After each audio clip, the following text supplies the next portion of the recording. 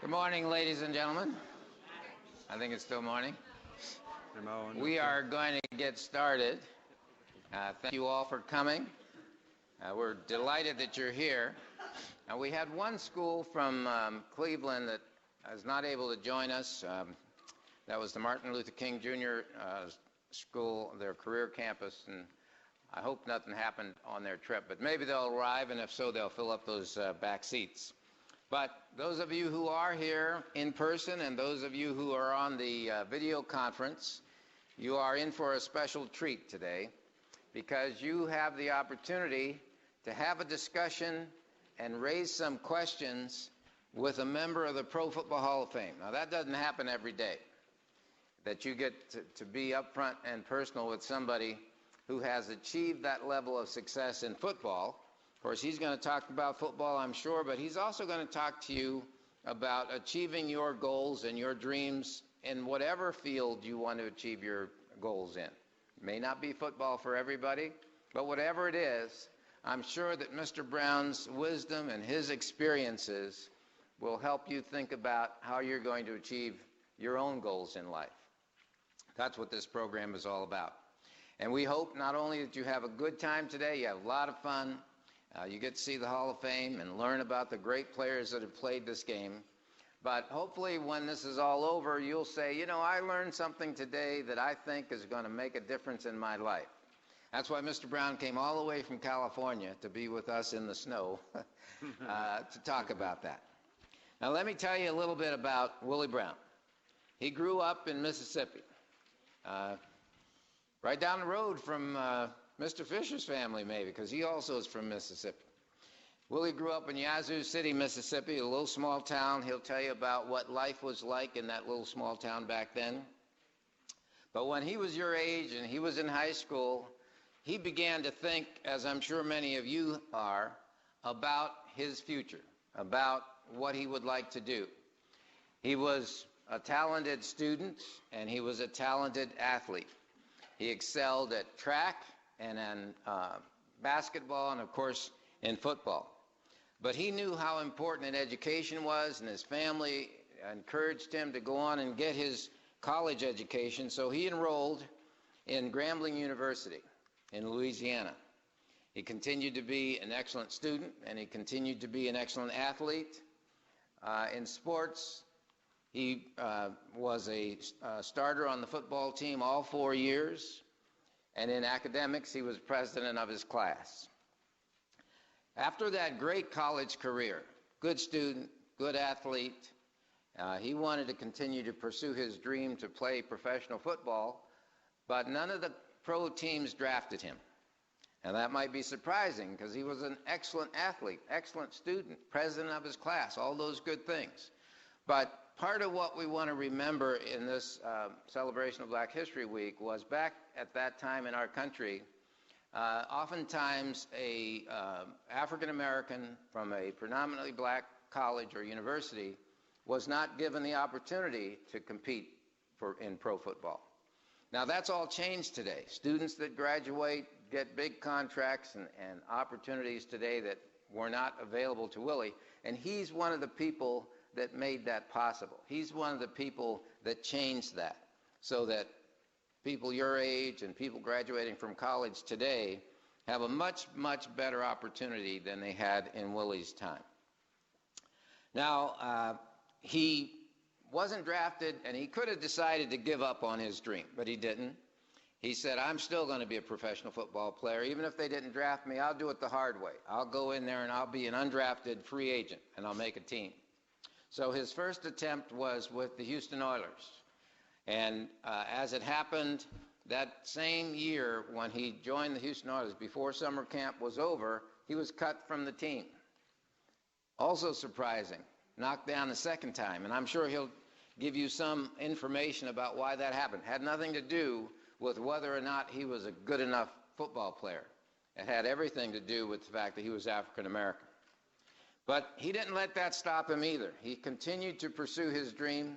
And when he tells you about this, you're going to have to think about the fact that in your life, you are also going to have disappointments. We all do. Everybody does. Some people learn how to get up from their disappointment, get back on the field, get back in the game, and continue to pursue their goal and never give up. So he went to the Denver Broncos, and he worked very hard. He used all his talents, and that hard work paid off because midway through his rookie season with the Denver Broncos, he became a starter at the defensive cornerback position.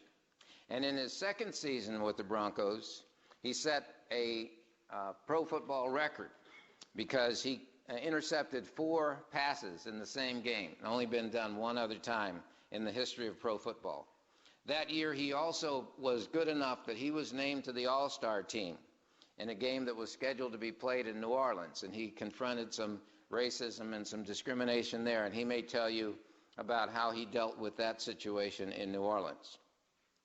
But the fact was that even though he hadn't been drafted, even though he had been cut, he now proved that he could make it in terms of his goal in life to be a professional football player. The next thing that happened to him was that in 1967, he was traded from the Denver Broncos to the Oakland Raiders. Turned out to be a great thing for Willie Brown and a great thing for the Oakland Raiders. He used his speed and his mobility and his aggressiveness and his football intelligence to become the leader of the Oakland Raiders defense. He was a key figure in the Raiders' success during those years. He played in 3 AFL championship games, 6 AFC champion games, and he played in 2 Super Bowl games. During Willie Brown's career, he intercepted 54 passes, which he returned for 472 yards and 2 touchdowns. And one of the biggest interceptions that he had in his career was in a Super Bowl game, and we're going to show you a video of it in a moment, where he returned a intercepted pass 75 yards for a touchdown in that Super Bowl game. Obviously, from all the things I'm telling you, you could tell that Mr. Brown had a spectacular pro football career. He was named All-AFC 4 times. He was named All-League 7 times. He was selected to 5 All-Star games and 4 Pro Bowl games. At the end of his career, after his 16 years in the pro football arena, he was widely acclaimed as one of the premier cornerbacks in pro football history. Some would say he's the greatest defensive cornerback to ever play the game.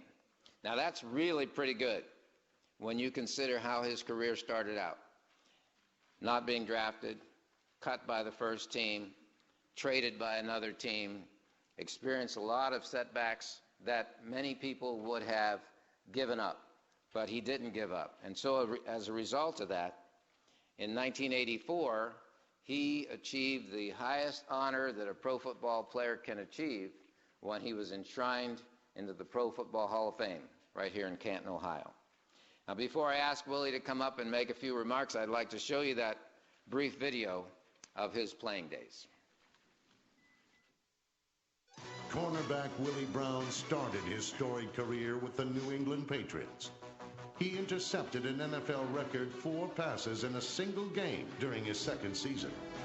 But none were more historic than the one he picked off in Super Bowl 11. And he looks and throws. Intercepted by the Oakland Raiders. Willie Brown at the 30, 40, 50. He's going all the way. Old man Willie. Touchdown Raiders.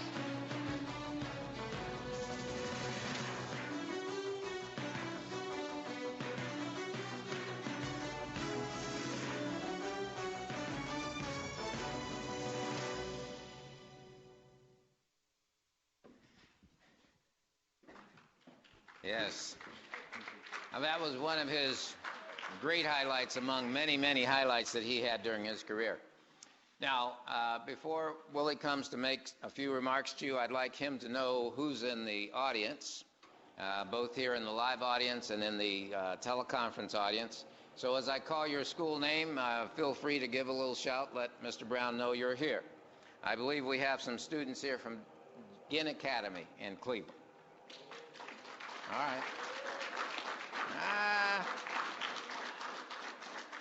Okay, thank you. We know they're here. Are there some students here from Hartford Middle School? There you go. And on the teleconference, they can see us and hear us from Pine Point Middle School in Camden, New Jersey. We have Island Elementary School in Lemoore, California. Liberty Middle School also in Lemoore, California. And Martin Luther King Elementary School, there they go, thank you, from Hanford, California. So we have a bunch of very interested students. And now, ladies and gentlemen, I'd like to present to you Pro Football Hall of Famer Willie Brown.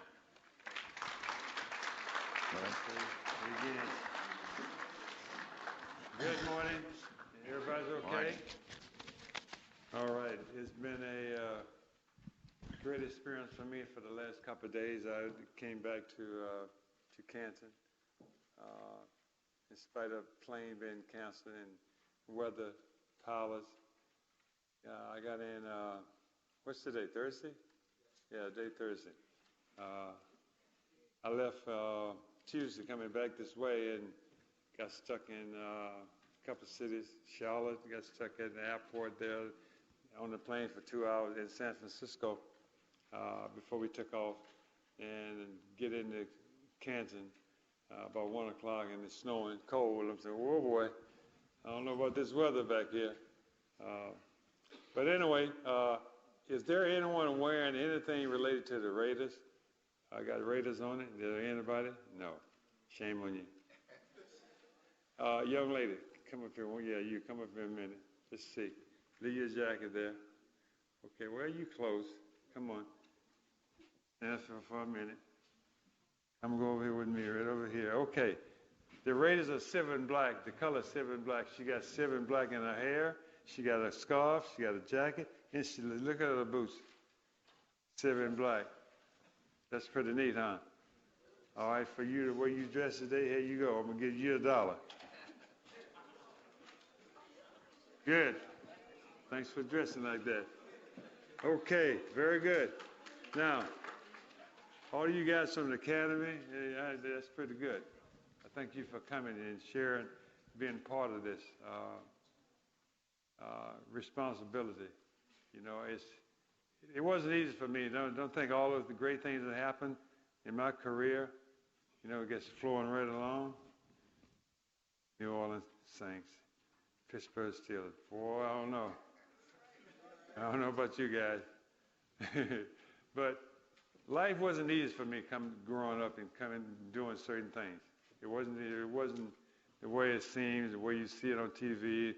And, you know, I was pretty good. You know, probably the best defensive back that you ever seen play that you missed. You did not see me play.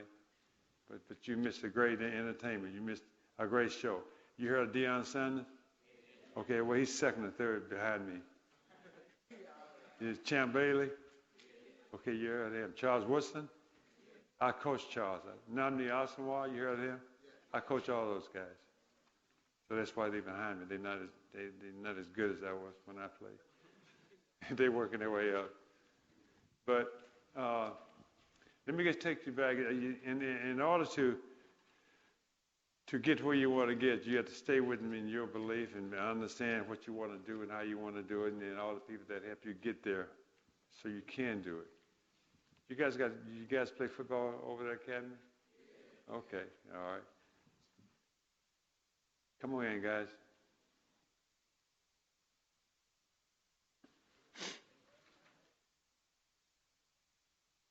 Growing up in a little small town in Mississippi, there wasn't a lot of things to do back in the 40s. And I was born in the 40s, and remember most about the 50s. There wasn't a lot of things to do except play sports. Sports for me was another way, another outlet for me, because I got 6 brothers who played also sports. It was great for me because, number one, I could take a shower every day. Loved it. I could take a shower every day. At home, we didn't have showers. We had a wash tub you just take a bath in. We didn't have a bathroom that you go in, sit in the bathroom, flush it, and bam, you're done. Well, I didn't have that. I didn't grow up with that. Didn't have it until later on when I got into high school. But growing up in elementary school, There wasn't no such thing going to the bathroom. You got to walk from here to the front of this building probably to get to the bathroom. And that was tough. You want to take a shower? No shower. Take a shower at school. That was cool with me because I didn't have to worry about when I got home, filling up a tub or a big old wash tub of hot and cold water so I could take a bath. It wasn't easy. So the same thing that I went through up until my second year in high school. Then finally my father built a bathroom. And that boy was great. They had a bathtub. I must spend half a day in there one day just laying in the tub, enjoying it because I didn't have that. I didn't grow up with all that kind of stuff. But it was good. So, but in that little town, like throughout most of the parts of the South,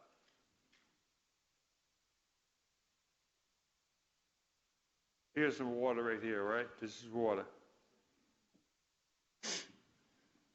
On this side of this bottle it says white, this side says black. Here's the water.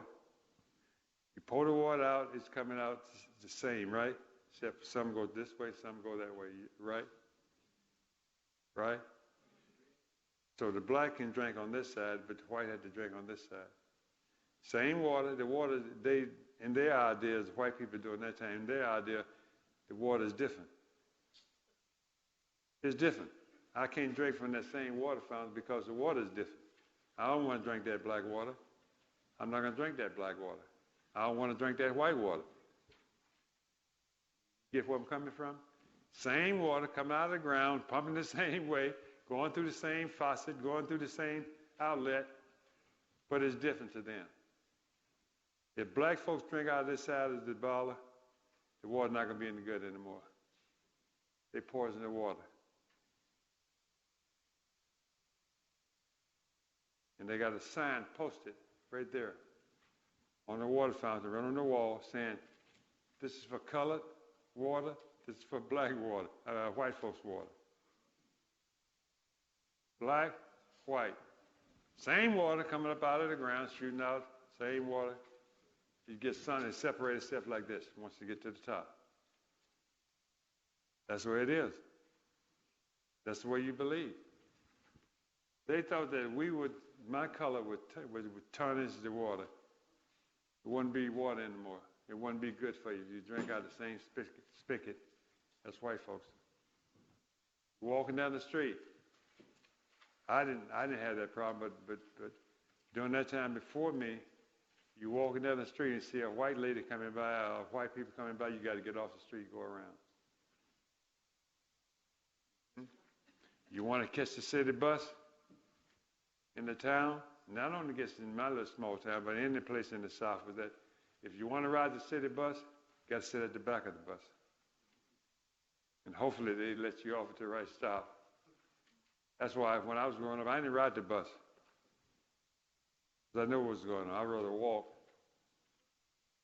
My school probably about a mile away from my house. The city probably a mile and a half away. I prefer to walk.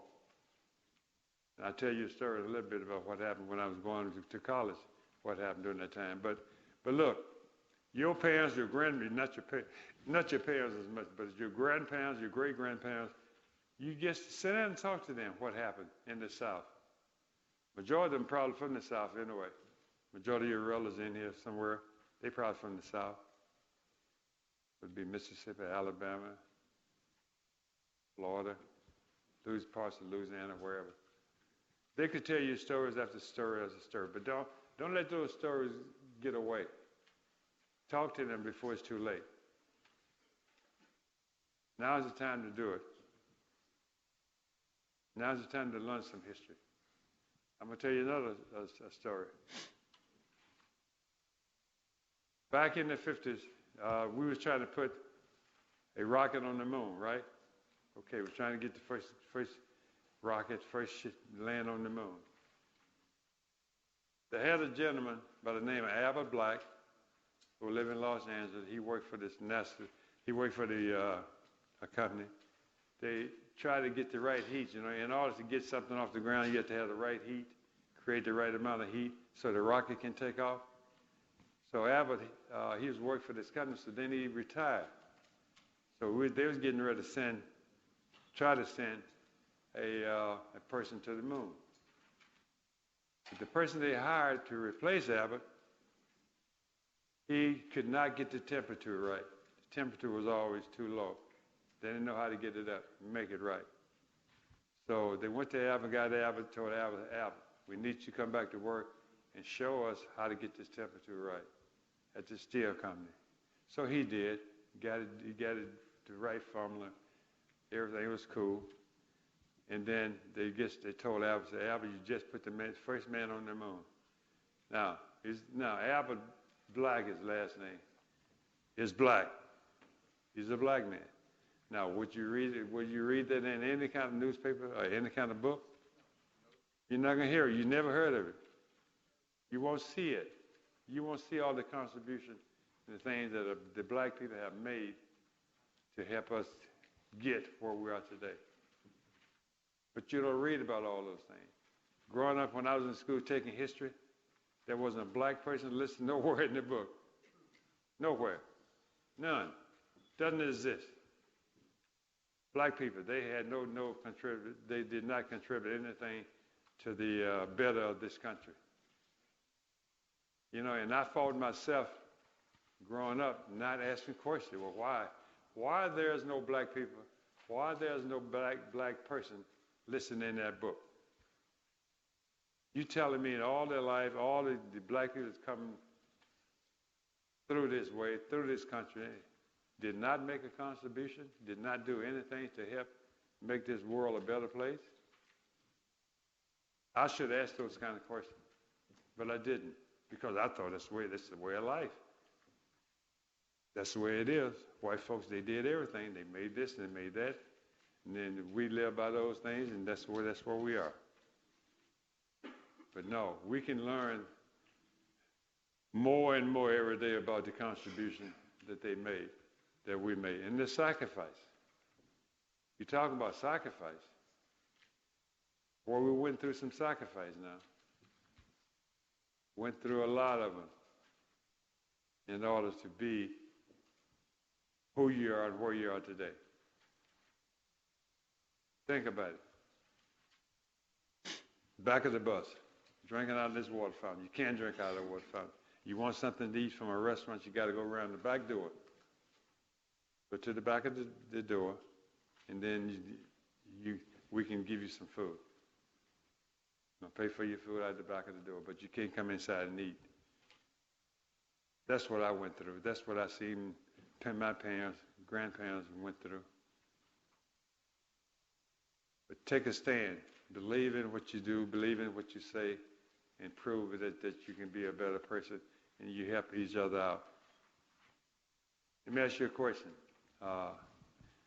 Would you trust a person right beside you to your left or right to pack you a parachute? Would you trust them to pack your parachute? Uh-huh. You would not trust them.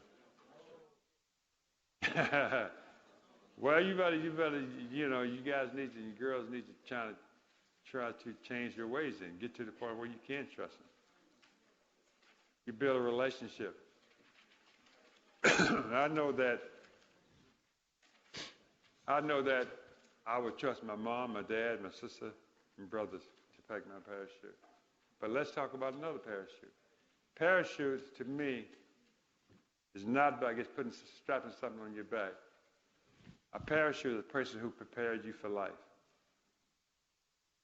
A person that you can trust. They tell you right is right and wrong is wrong. Packing a parachute means that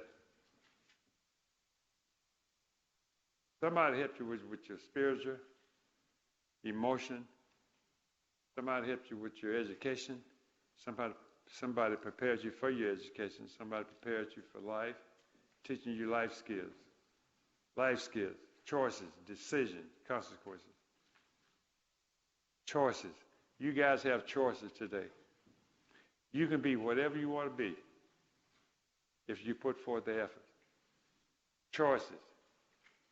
That's what's so great about this country is this. You have many choices. You can be whatever you want to be.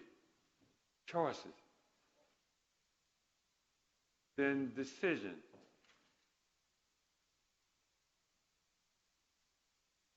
Confidence. Believe in yourself. Believe in yourself. Have the confidence to do things that you think that you can't do. All those people that helped you in packing your parachute along the way have given you that kind of help, given you that kind of knowledge to do and be better than what they are. One of the biggest problems we have in the National Football League today that I did a little research on was that black players coming out of college, you know, you read about all these big-time players coming out this year, you know, and they're going to probably be in the draft. You know, you pick the paper up and you see who's going to be in it. You guys keep up with that stuff, right? You girls probably don't keep up with it, but all the guys kind of look at see who the guys are. All those there's 98%, listen, there's 98% of the blacks coming out of college think they're going to play pro ball, have no relationship with their father. None. 98% does not have that kind of relationship, does not have a relationship with their father. And that's unheard of. That's unbelievable. Unbelievable. But now they hear that they probably will get some money, get a big luxury contract. Now they want to be part of their life. Would you trust somebody like that? Have not been part of your life all your life? Now he's trying to get in your life? I don't think I would trust him. I would respect him simply because he is my father. Other than that, the relationship is not there.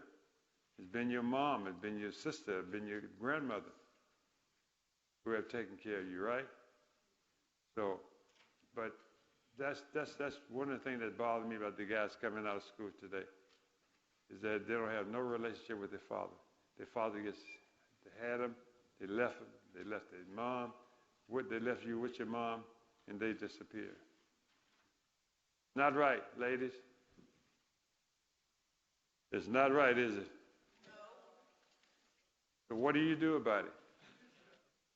Stop having babies until you get married. You get married. Okay? You get married. Them little boys want to take you out, all those kind of things. Hey, buddy, not happening. That's what you guys should feel. Respect the young ladies. Respect them. But do not sleep with them.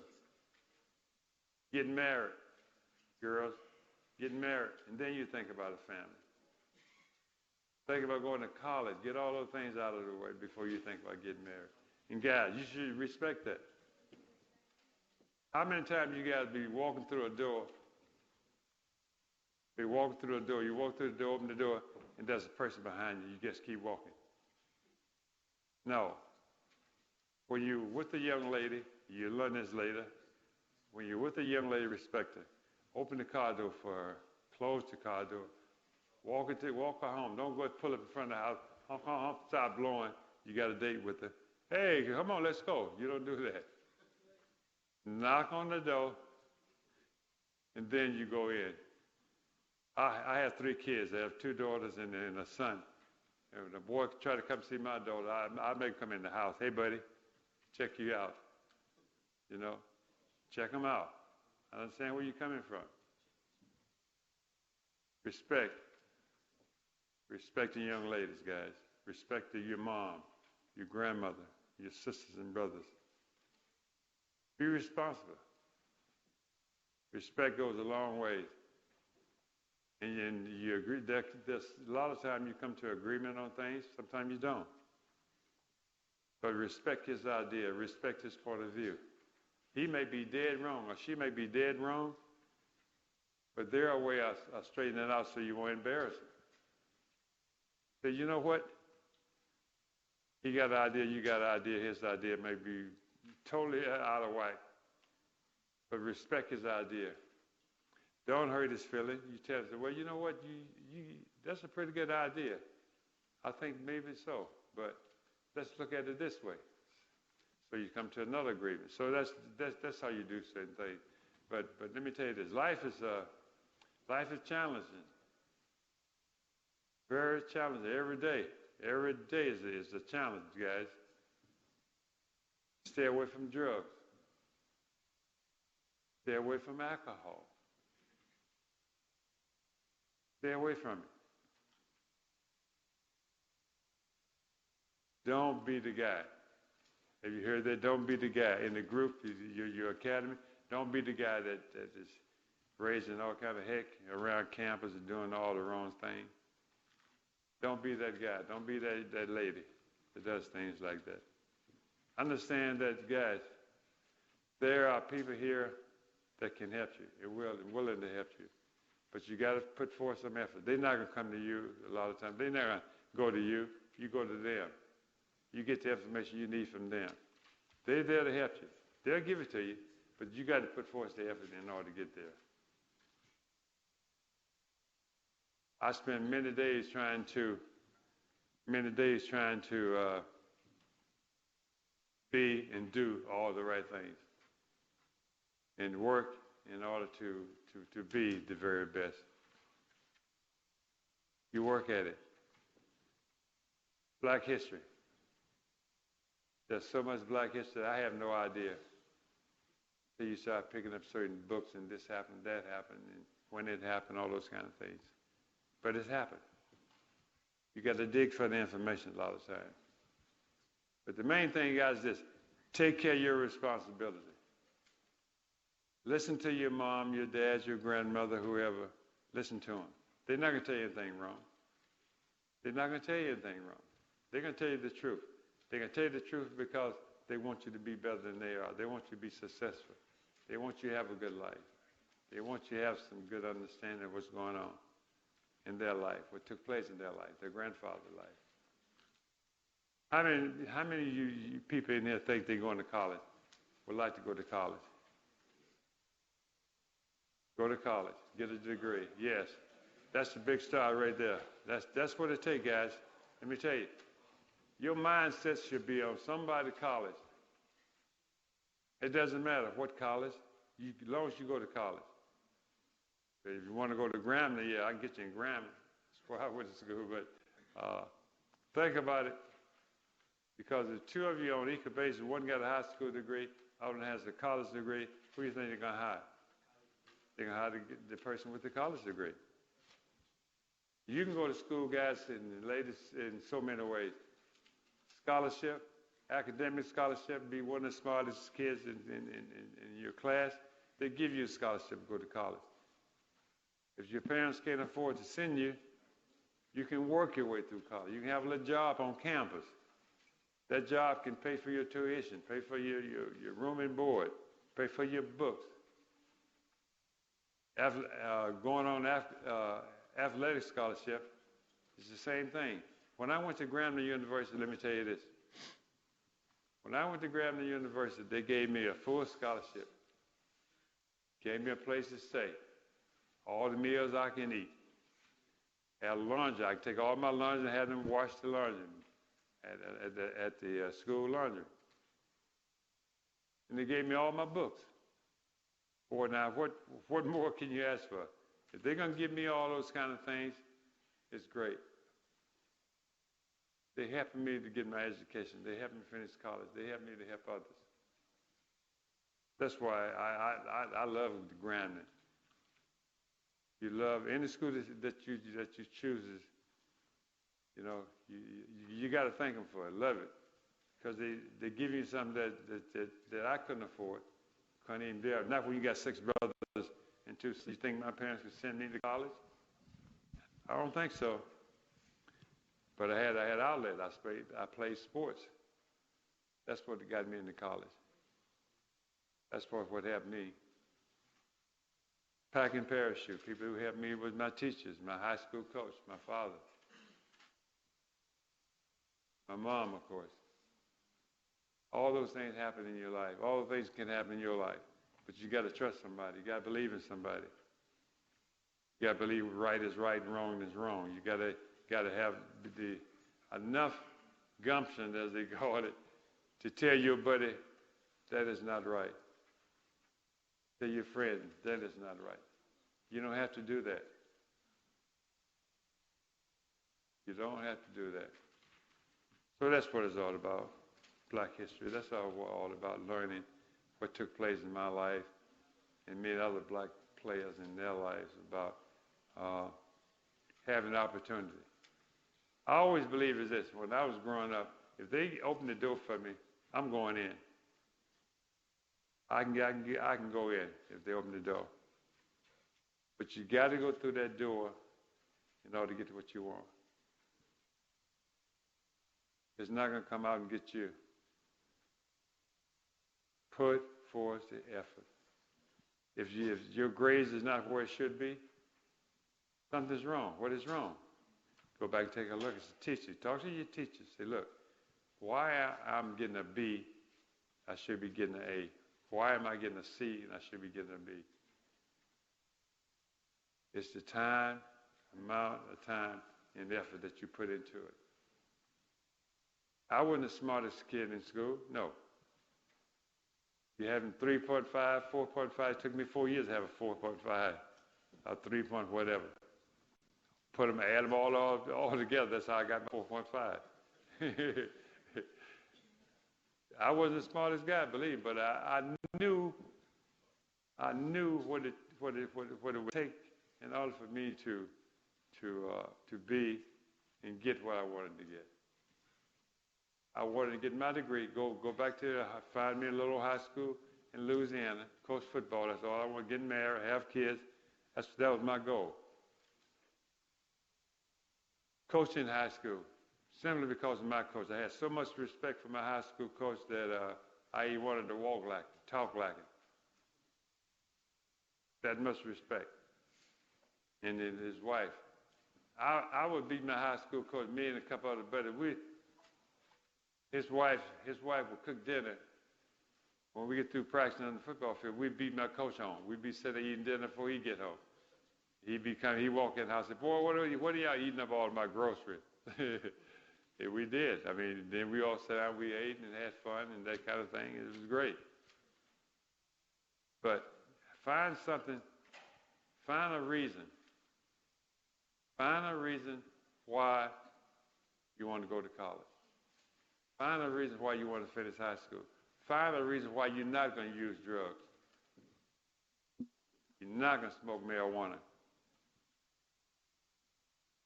I never heard of marijuana until my first year in pro ball. Never heard of it. All through high school, all through college, never heard of it until I came into pro ball. Marijuana, whatever name you want, Juana, who won them Juanas. Never heard of it. But I heard about it through other players from different other parts of the country, other parts of different states who were used to it. They're used to drugs. They're used to alcohol. They're used to marijuana. So you try to change those players. If you want to be part of society, you want to make a contribution towards society, you want to make a contribution to somebody else's life, you want to have an impact on somebody else's life, get them away from drugs and alcohol. Your mom and your dad may smoke it. Different generation than my generation. Your mom and dad, they may smoke marijuana right now in your house. And some of you probably know what I'm talking about. They will smoke it right in there in your own home. Don't be afraid to tell your mom and your dad or your cousin, whoever, your grandmother, whoever you stand with, this is not right. You please stop smoking. You please stop drinking. Just tell them. Keep it on their mind. Say, this is not right. We would not do it. Let them know that it's not good. I told the other group earlier that my first encounter with marijuana was my roommate, Gene Upshaw, who had a friend that lived in D.C., so we played D.C. We were going to play D.C. that Sunday, so we went out to dinner to her house that Saturday night. So she fixed a nice big dinner for us and all that kind of stuff. We ate dinner. So she wanted to bring out some dessert. So she brought out some brownies. You know about them brownies, huh? All right, so she brought out these brownies for us to have a dessert. So I was eating, man, I love brownies. I was eating brownies, and all of a sudden I started giggling. Hey, whoa. Jean started laughing. I started laughing. Yeah, about nothing. Just laughing, cracking up. And she come out, and she started cracking up because she knew what she had done, put the marijuana in the brownies. And she laughing and cracking up, and I'm saying, whoa, man, whoa. I was out of it. Went home, got back to the hotel. We got a cab. Went to my room, fell asleep, didn't wake up until the next morning ready to play ball. I said, my goodness. So that was my first encounter with marijuana. First and last encounter with marijuana. Taught me a lesson. I learned the hard way, whatever way it is, but take it. So today, when I see brownies, I'm not eating no brownies. Okay, who made them? Stay away from the brownies, guys. Stay away from them. So my point is this, guys. You don't need it. Here I am, a witness telling you don't need it. I didn't need it, didn't use it, didn't want no part of it. Okay? Stay in school, finish school, stay away from drugs, stay away from alcohol, listen to your mom and dad, and go through it and think about all the sacrifices we went through in order to make your world a better place. We want to make this place a better for you. We want to make your city better. Somebody in this room, listen to me, 20 years ago, 30 years ago, 10 years ago, we had no idea a black person would be president of the United States, did we? No idea. No idea. Whether you voted for him, whether you like him or whatever, guys, he is here to help this country. Not black, not white. You think he's looking at color? No. I think he's looking at America. I think he's looking to make this a better place, make this a better country for all of us to live in without choosing and looking at what color that particular person is. If you qualify, you get the job. If you do all the work, get things done, you go where you want to go. Black history should be history, not white history, not black history. Should be what? History. Under all circumstances. Get caught up on he's black, he's white, he's this, no. He's a human being. Walk, talk, act, same as you would. Okay? How we doing? Okay, now we're going to open up for some questions, guys. Get things going and moving right along. Any questions that you may have?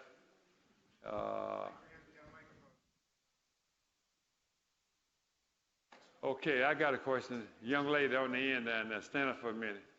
Come on up here. Come on around this way. Come on down this way.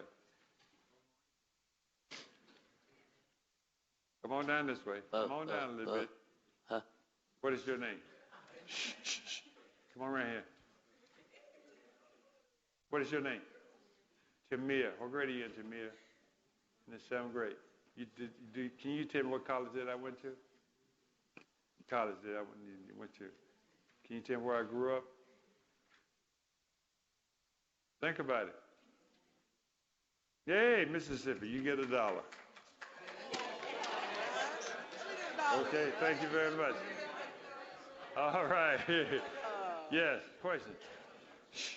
How old were you when you was finally like, I'm about to go to the NFL? Listen up, guys. How old were you when you knew you were going to go to the NFL? Can everybody hear that? I didn't think so. Turn the mic on. Try it again. Try it again. Try it again. There you go. How old were you when you was like, I'm finally finna go to the NFL? I was 20 years old when I came out of college. Yeah, I got through early, my college. When I first got into the pros, I couldn't even go to a bar. I wasn't 21 till December, and football starts in September. So I was 20 years old, and I used to go with the guys and kind of stuck my chest out, try to pretend like I'm big and tall, when I try to go into certain places, okay? But I was 20 years old, okay? Question. You got to stand up. Yeah, come on, stand up and ask your question. It's okay. How did you feel like when you found out you was going to the NFL? When I finally got to the NFL? How did you feel like when you first found out when you went to the NFL? Okay, yeah, I was excited and happy about it because of signing a contract, going to play, and continuing doing something that I really love, and that was football. And I got a chance to play longer. I just enjoyed it, so I thought it was great. Here's the question. All right, go ahead. Go ahead. What you think about Cavaliers point guard Kyrie Irving? See, wait a minute. I didn't get the question, guys. Come on, it's okay. Shh, guys. How do it now? Huh? Ask the question. Oh, how do you feel about the Cleveland Cavaliers point guard Kyrie Irving? As a point guard? Kyrie Irving. Well, whatever works for them works for me, If whatever they think is best, I'll let it go. Whatever they feel is best, that's where you go. What was going on through your mind when you had that 75 touchdown? Trying to get to the end zone before somebody catch me. That's what I was running for. I said, I got to get to the end zone. That's a long ways to run. I don't want to be caught. Okay? Yes. What was your first day of practice like? In college or in the pros? Pro. In the pros, okay, my first day was like this. I never played defensive back until I got to camp. Never played it. I ain't know anything about backpedaling and turning, anything like that. So I was falling down, tripping on my own feet, and all this to do the right thing. So it wasn't easy. It wasn't easy at all. It was hard my first day. It took me about a week before I got it down. Okay? Another question. How did you feel when you got cut from the Houston Oilers? I was disappointed because I knew that I was the fastest guy on the team, and I was only two other black guys on the team, and I knew that I was going to get cut because during those days, guys, they didn't have odd numbers of black on the team. Got to be even number, because they put you with the roommate, so you had to have a roommate during that time. So I knew one of the three had to go, and they let me go. I was very disappointed.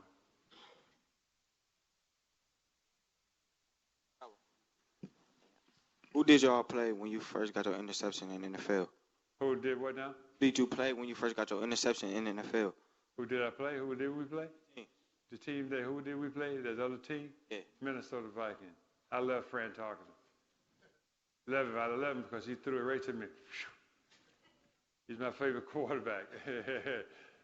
This one? Oh, wait. All right. Go ahead. How many records did you break in college?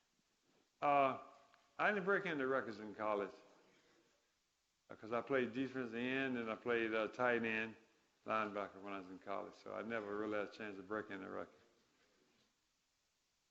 Now, when I was in high school, running track, I broke a lot. Every time I ran track, the low hurlers, I would set a new record every time. The record stood for like 15 years before somebody finally broke it, coming out of high school. Somebody right over here, I think. Who motivated you? Good question. I think my high school coach probably motivated me more than anybody. From him, then to Eddie Robinson, my college coach. Those two individuals probably got me started and made me want to be the very best. Between those two, what got me going. Question right here. Oh, I'm sorry. Right there. She took your mic, yeah. We'll get it back. Win your Super Bowl game? Did we win? The first one we lost to Green Bay, and the second one that we played in was against Minnesota Vikings. Yeah, we did. Okay? Question. How was your pro college? I mean, how was your pro coaches and your teammates? How was your attitudes towards you? Okay, well, the attitude was pretty good. The coach was Eddie Robinson. Eddie Robinson, for your information, he had won more games than any other college coach. Eddie Robinson. My teammates were very good from different parts of the country. We got guys, matter of fact, we had two guys from Cleveland who played at Grambling University with me, two of them. So guys come from everywhere. You get to know each other and you form a relationship and you build on that relationship. Okay? Question? You making funny faces at me? Yeah. Yeah, come up here. Come here.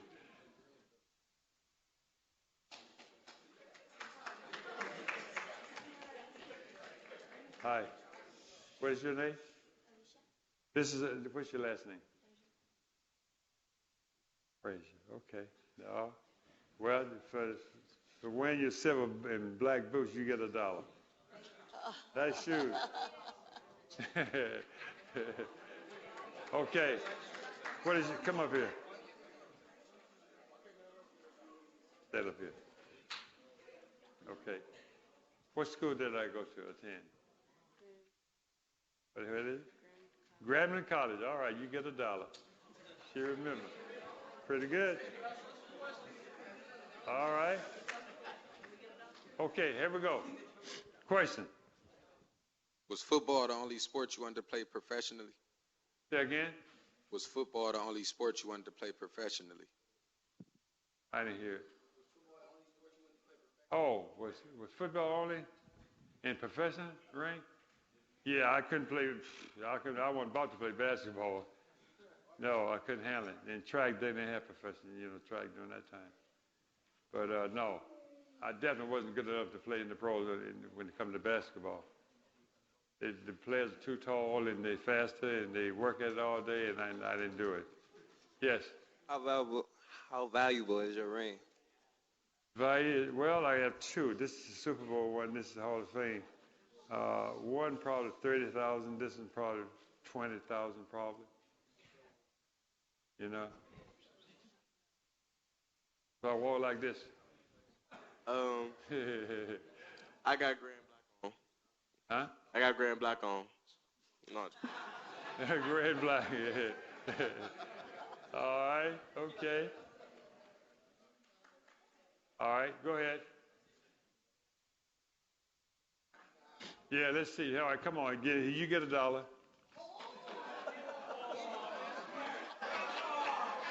Let's see. Yeah. Oh, nice. That's good. Okay. Okay. How are we doing, girls? How you doing? All right. Okay.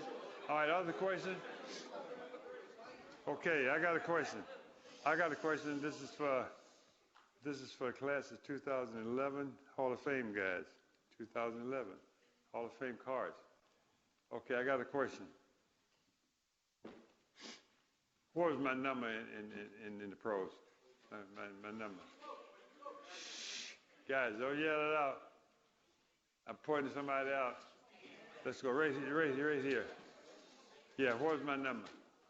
Go ahead for you. You got a package. All right. What is Let's see. Yeah, right over there. You right there. How long was my interception return for a touchdown? Right there. Right? No, I'm not asking him. You late. Got to go with another question now. What was my college coach name? Nope. Well, all right. What is it? Who is it? Say it. Eddie what? Hey, Eddie, you got some cards. Give her a card. Okay. That's all the money? Yep. That's all the cards? Yep. Okay. Now, any other question we got? Got a question right there. Have it what? You got any more stuff? No, my pockets is pretty empty now. Okay. How you doing, Jerry? Okay. All right, question, right? Anybody else got any more questions? Yes, sir. Oh.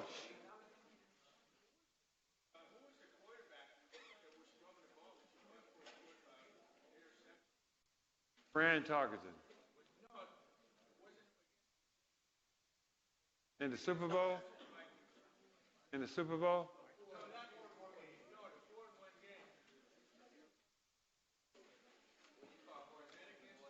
Oh, yeah, and then when I intercepted 4 passes? Yeah, that was against the New York Jets. They had 2 or 3 different quarterbacks play. No. Did you ever get ran over before? I get trucked? Yeah, I did. All right. Did it hurt? Yeah, it hurt. Yeah, a couple of times, a lot of guys hit me in the head, ran right over me. What advice will you give a young cornerback going into the NFL? Well, believe that you can do it. Trust yourself and work hard. You work harder than the other person. Work harder than the next person playing the position. You got to spend time just, doing all the right steps and doing all the right things in order to be a cornerback. You got to work hard at it. Okay? And Mr. Brown, can you tell them, I don't know if you've shared this at all, who are some of the quarterbacks that they know that you've worked with, that you've mentored, that you've helped with their footwork and their skill and everything like that? Okay. You guys hear the question? Okay. The cornerback that I have worked with, all right, you heard of Charles Woodson? Okay, I started him out when he first got out of college. Namdi Yasawa, Lester Hayes, Mike Haynes. Mike is in the Hall of Fame also. Champ Bailey, you heard of him? Okay, Deion Sanders, okay. All those guys are right behind me. Who? I know him. I've been and talked to him several times. But he's probably one of the best guys nowadays, if he can come back as a cornerback, yes. Huh?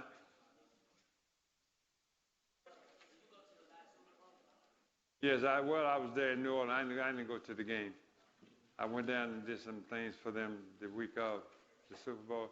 Then I left out Sunday morning early, got home and watched the game. I had about an hour to get there, so I rushed down the freeway, got home, started watching the game. Yes. It really didn't matter, who would win. I could care less when the Raiders not in it. Who would win. One day the Browns and the Raiders are going to be in it, huh? Not the Super. They can't be in the Super Bowl, but they can play in the championship again. 2 more questions. Then I get back to California. Yes. Another question. No? What was your 40-yard dash? I ran as fast as I had to. On the football field, usually you get a different speed, but if you put a clock, say you got a stopwatch, I probably ran 4.4, probably my best time, probably. But if I had to catch a guy who ran 4.38, I had enough speed, the second gear, to go catch him. That's where my speed was. If I need to run a 4.3 in order to get the job, I'm going to run a 4.3. If I need to run a 4.4 to get it done, I'm going to run 4.4. But if somebody out there faster than me, think they're faster, they get ahead of me, and he runs a 4.5 or 4 whatever, then I'm going to run a 4.3 something, whatever, to catch it.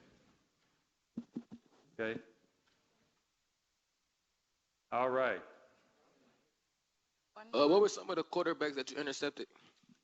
Quarterbacks? Fran Tarkenton, Joe Namath, you heard of him, probably. Len Dawson, Dan Marino,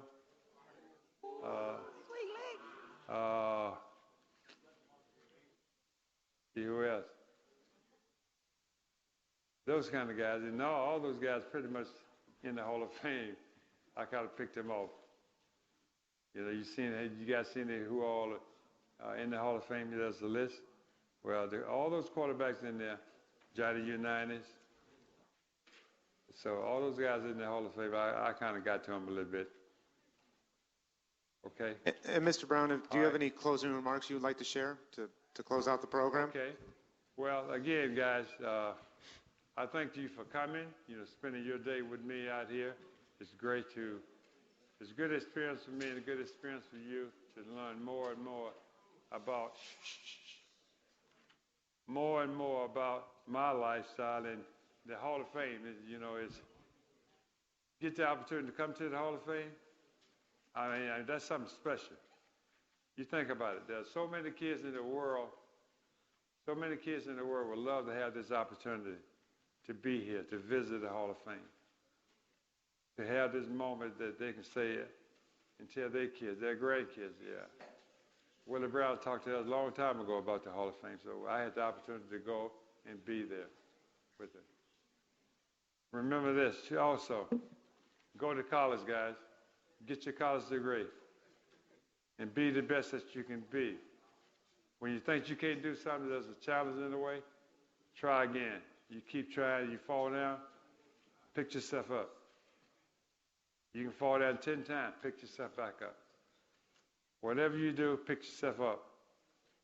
Be positive. Don't be negative. And trust the people who packed your parachute. Okay? Thank you very much.